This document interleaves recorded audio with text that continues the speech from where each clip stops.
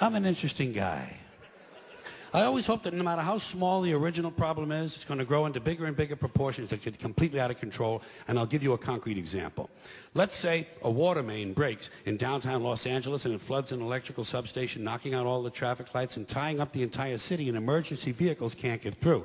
And at the same time, one of those month-long global warming heat waves comes along, but there's no air conditioning, there's no water for sanitation, so cholera, smallpox, and dysentery break out, and thousands of people start dying in the streets. But before they die, parasites eat their brains, and they go completely fucking crazy, and they storm the hospital, but the hospital can't handle all the casualties, so these people rape all the nurses and set the hospital on fire. And the flames drive them even crazier, so they start stabbing social workers and garbage men.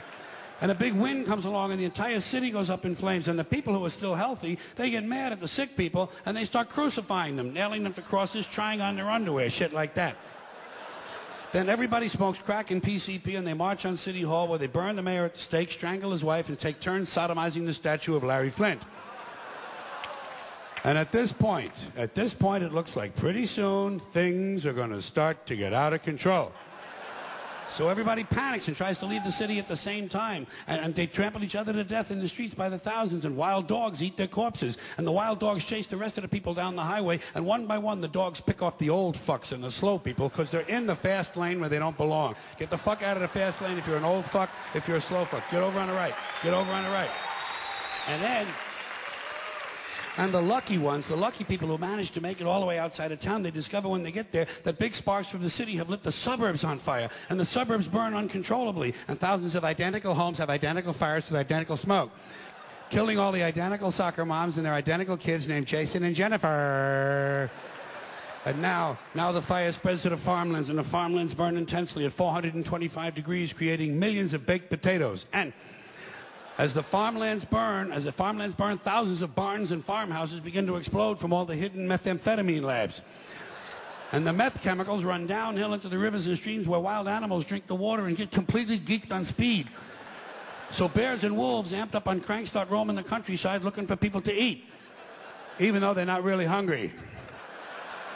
And the fire spreads to the forest, and the forests burn furiously, and hundreds of elves and trolls and fairies come running out of the woods screaming, "Bambi is dead! Bambi is dead!" And he is. Finally, that fucking little cunt, Bambi, is dead. Dead. Now hundreds of regional fires come together into one huge interstate inferno, and all 12 of the western United States are burning out of control, except Utah, where the Mormons don't allow fires. And the fire spreads across the Great Plains, toasting the wheat, cooking the cattle, and producing hamburgers, actually. Then it leaps the Mississippi and races through the South, blowing up stills, interrupting lynchings, and killing millions of inbred people. And then it turns northeast and it heads for Washington, D.C., where George Bush can't decide if it's an emergency or not. He can't decide this. He doesn't know. It's hard. Oh, it's hard work. You know? No. Yeah. He can't decide because Dick Cheney is in prison. So instead, he takes a nap. He puts his empty, fucking brainless head down on the little pillow his mother gave him at Christmas time, and he takes a fucking nap.